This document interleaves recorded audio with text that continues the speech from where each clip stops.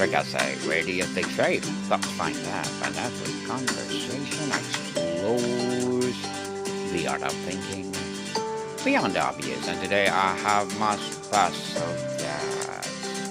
She is a survivor and CEO, a journey of resilience and purpose, and of course, an author too, and the author of the book Near Death. She was dying, taught me about life, none other than Miss Holly Boyle. Hi, Daniel. Thanks for having me. Welcome, Miss Holly on Abstract Essay. And can you please introduce more about yourself that I miss? Sure, thank you. I'd love to.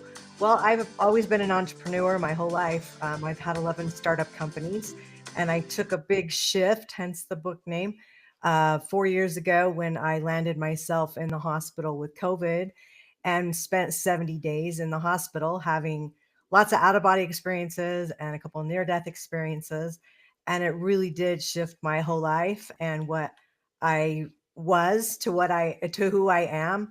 And it took a couple years to get this book written while I was figuring out all the lessons that I learned throughout this process. And I wanted to share it in a part one and a part two. First part's my story, second part is the lessons that I learned. And I hope it can help a lot of people. That's the goal. Yes, we hope people will empower through your book. And thank you so much for sharing your knowledge and wisdom to the world, Miss Holly. Thank you. And what inspired you to write this book? Well, the whole being in the hospital for 70 days and getting some higher power direction, not getting a choice whether I wanted to stay or come back. And so I figure I don't want to waste another day. I couldn't breathe many of those days I was in the hospital. I was on a ventilator 2 times and trachea, and that that definitely was an inspiration to not waste any time. Definitely don't waste time. The word shift implies a complete change. What was the single most foundational belief about yourself and your purpose that was permanently rewritten during your experience? Oh gosh. Um everything just changed. It just when you're laying there dying, literally dying, Hmm. and you have to face what's happening and you have to ask yourself, is this it? And did I do enough? Did I serve enough? Was I enough? What kind of a legacy am I leaving? Is this it for me?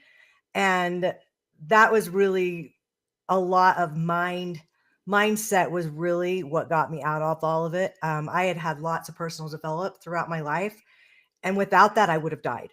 I mean, it really is mind over matter. So those things are for me what stood out the most about what's changed. Interesting, Miss Holly.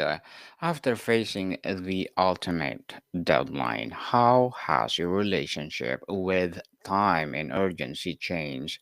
How do you now distinguish between what is truly important and what is merely noisy in a business and life?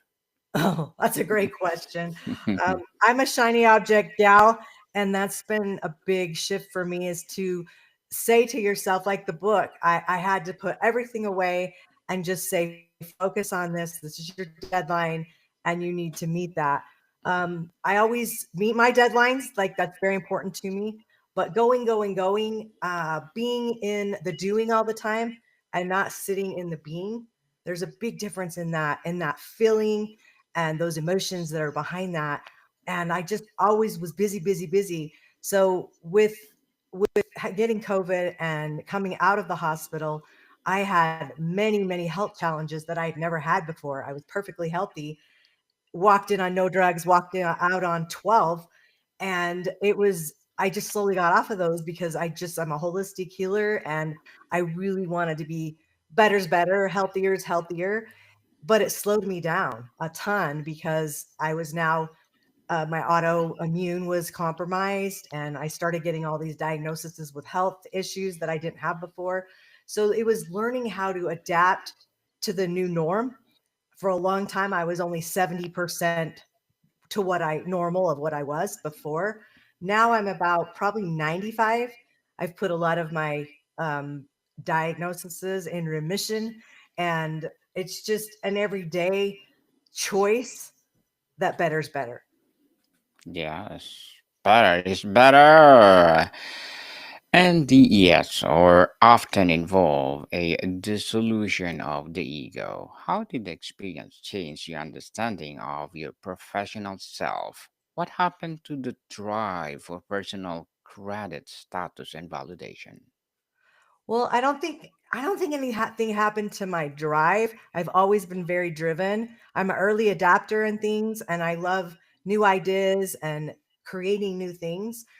That still was there. In fact, I feel like after I had these out of body experiences, the creativity was turned up like 1,000%, and my body was turned down like 1,000%. So finding that balance in there of where you can do what you can do before and what you can do now, and just figuring out a lot of things. My brain, COVID was a brain disease, and that long COVID brain fog that everybody talks about is a real thing. And it's still a label, and I don't love to be attached to labels, but I just had to create new ways to live life differently than I was living. Yes, definitely. And Miss, after confronting the greatest fear, how has your definition of a risk in business changed? How feels scarier now talking about bold leap on your idea or staying silent and playing it safe? Ooh, I don't think I'll ever play it safe. I am a risk taker by nature. It serves me well most of the time, but it hasn't always served me well. And I think sometimes life, you just need to take those risks. You need to figure out how to fly the plane as you're going down, and everything is figure outable if you really put your mind to it. So I think for me it was just taking what I who I was and who I am, and wanting more and creating more and learning more, and being patient and still within myself so that I could get all these tasks accomplished that I knew I was told to do from my near death experience. I knew it's like when someone gives you the answer to the test, who am I not to figure out how to get there? I have the end result, but everything in between needs to be figured out. And that's just really where it put me in life. Yes, indeed, Miss Holly. And near death shifts often involve a dissolution for something that you experience. What makes your experience better now than before? Better now because I feel like I have a higher powered cheering team on my side, and it was probably always there, but I didn't really acknowledge how powerful we have as a higher power, whatever that is for anyone else. It's God for me. I respect, but to know that that cheering team from the other side. I had a spiritual transformative experience as well. We call that an STE, and I was visited by many, many passed on ancestors, along with people who are living. And when they shared with me, the message was to fight. My mom had passed on. She came to me and said, "It's not your time to be here, and you need to fight." It gave me a whole renewed look on life to say, "Oh, I have these thousands of people here showing me they're here praying for me, they're here supporting me. Who am I to not give it 110?" And that it was that defining moment for me to know that I was going to live. I was very sick, and I was very sick for many, many months after I got out of the hospital. But to know that I was going to live, and I knew that to my core of beliefs, it changed everything of the drive of the why and how come you're going to do this. And so that drives me every day thinking of that.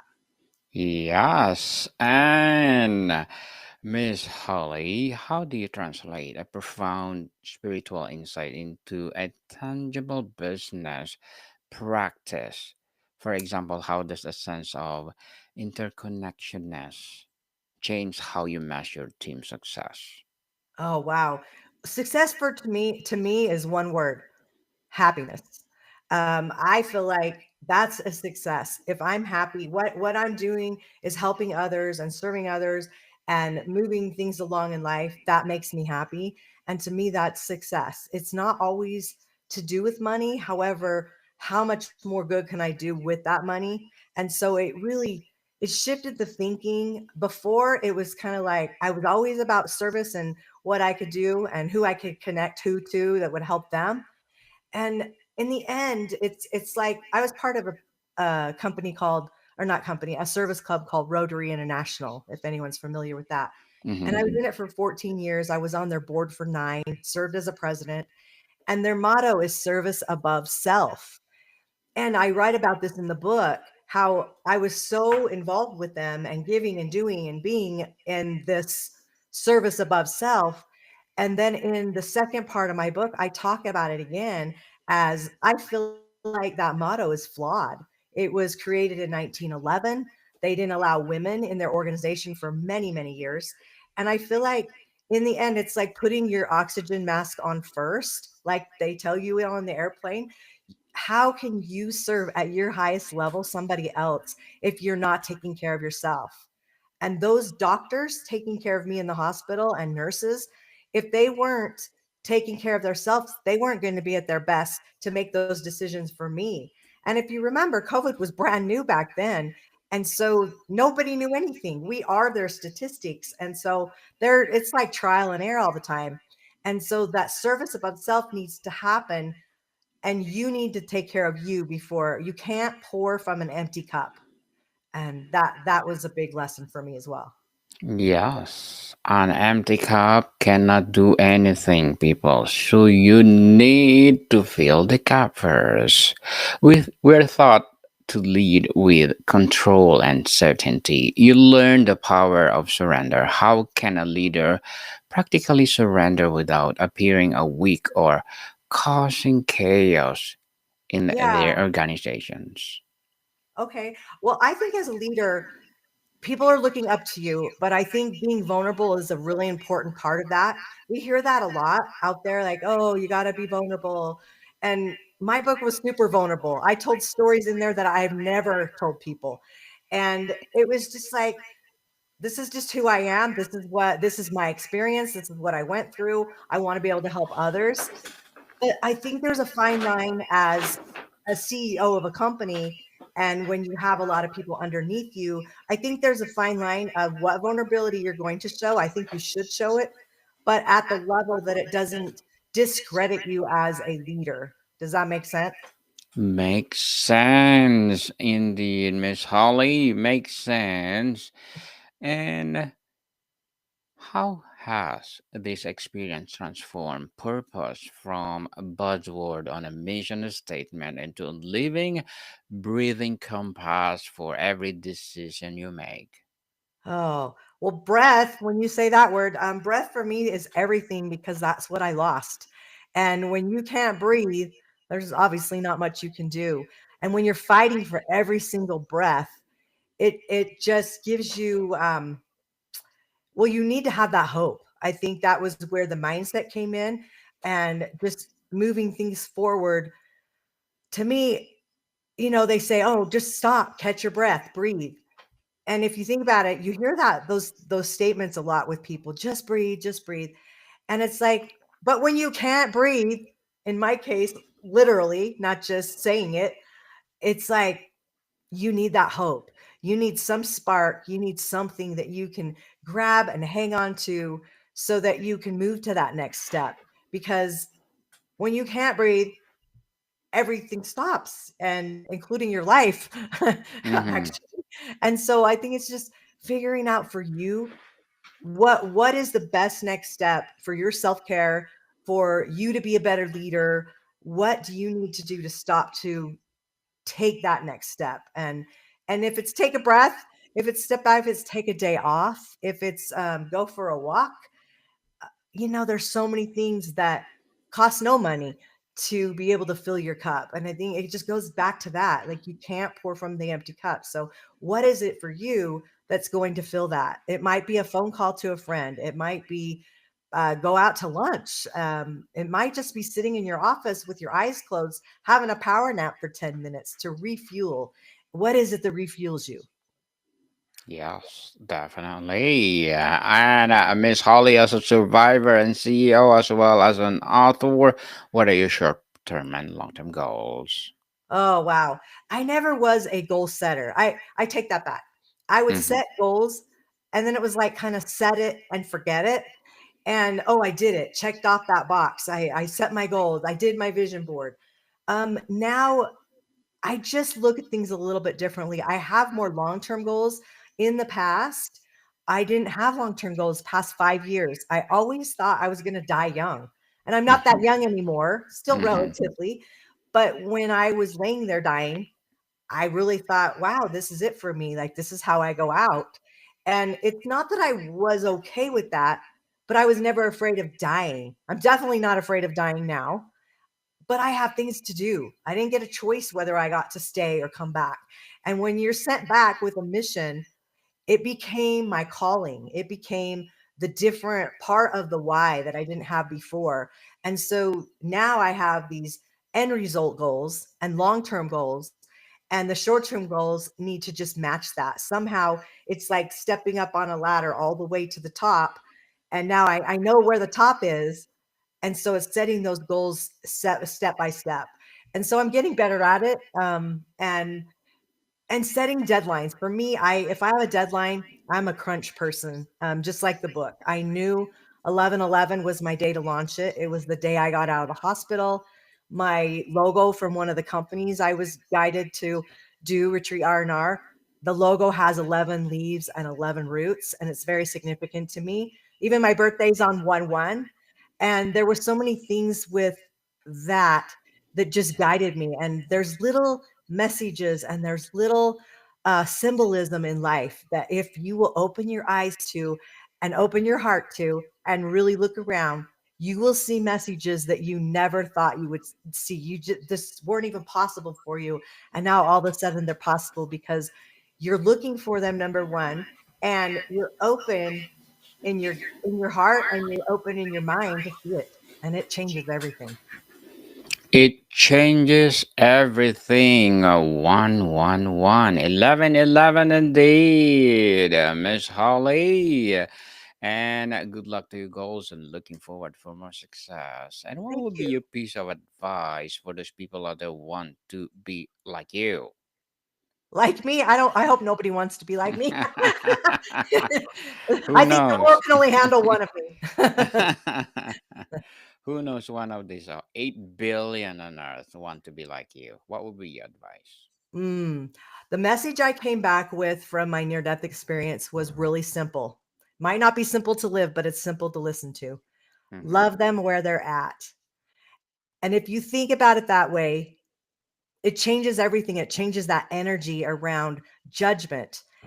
And you can't change who somebody else is. So next time when you're in the grocery store or somewhere or doing business with somebody and they're just really not making you happy or you're not liking something you see, I would just challenge you to listen to that inner self and think to yourself, love them where they're at, and see if that doesn't shift the energy around your thoughts and feelings and emotions. Thought and feelings and emotion indeed. And thank you for that advice. Miss Holly, and can you please recommend a book or books that influence you, Johnny? Say that again. Can you please recommend a book or books that influence you, Johnny? Uh, that's influenced me. Yes, Oh please. my gosh, I have so many, but one I really love that was a life-changing one for me is Outwitting the Devil. It's one of the Think and Grow Rich books, and Sharon Lecter wrote that, and it was so powerful. It literally put me in like a hypnotic trance listening to it. And I actually ran into a gated community, like their fence, I went and I was so like entraced in it that I made a really poor decision and stepped on the gas thinking it was the brake, and then stepped on it harder thinking brake. And I thought later, wow, that was how powerful that book was for me. It's really powerful to show you the other side, and it's just how our minds work. So yeah, love that book. Thank you for that recommended book, Miss Holly. And tell us, what is the specific process you use to alchemize the trauma of your near death experience into a source of power and leadership rather than a source of fear or limitation? Oh, super easy answer. Um, and why my book is called Near Death Shift. So shift is going to be my answer. That's the word. It's an acronym for surrender, hope, intuition, faith, and transformation. And with all of those things, you can be unstoppable. Unstoppable indeed. So, one expected gift did your trauma give you that you now leverage as superpower in your business and life? Oh, what gift gave me? Yes, please. I would say just that word surrender. I think that's the biggest and most powerful word that somebody that is struggling and doesn't know the why and doesn't understand something maybe that's just challenging in their life. That word surrender is the first step to really moving forward into anything you need to do. Moving forward for sure. And what do you say to the hard-nosed, data-driven leader who hears your story and writes it off as a fascinating but irrelevant personal anecdote?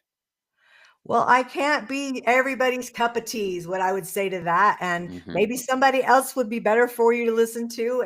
If you get one good nugget out of all this, then I'm happy, but we can't please everybody, and I would say I'm a recovering people pleaser, and after all my experience, I feel like my message is for those who are open to listen to it, and if it's not, it's okay. It's your turn to figure out how to run your life, and hopefully it'll help you, but if it doesn't, there's somebody out there that will. Keep searching. Yes, definitely. And thank you again, Miss Holly, for sharing your near that shift. Truly, truly empowering. And can we, before we wrap up our discussion for today, I am inviting you to please do listen to my other podcast, people. My other podcast, because my abstract essay is already in fifth season, abstract poetry in second season, and my book 101 review in fifth season too. Comedy 101 second season, and my food 101 in fifth season as well. Geography 101, love letters, movie 101 review, music 101, fourth season, science 101, sex 101. In its second season, I'm a baby podcast, law 101, mental health 101, and Bible verses 101. Please listen to them wherever you listen your podcast. So, Miss Holly, if you could leave every leader with one essential insight from the other side that would transform how they lead, what would it be? For me, I'm going to go back to the message love them where they're at. Really think about how that can shift, especially during the holidays coming up and family and challenges that happen a lot of times when we get together with families. Nobody's perfect, and just love them where they're at. Yes, nobody's perfect, people. Everybody does have flaws. So, Miss Holly Porter, thank you so much for sharing your knowledge and wisdom to the world. Thank Thank you, you, Brenda. thank you. And can you please invite our listeners to support your debut book, your projects, or anything you want to promote on Abstract Essay? Oh, sure. Well, because I just launched 1111 the book, which is only a week ago, I would definitely say go check it out if you think what we've talked about, a lot of those things are in there and a lot more. Near-shift.com, you can find it and it'll take you to Amazon, or you can get a signed copy too. Yes, people, let's support Miss Holly Potter because if you support her, for sure, more and more empowering books like this to come. So, Miss Holly, thank you so much for your time. Thank you. Monica people, see you soon.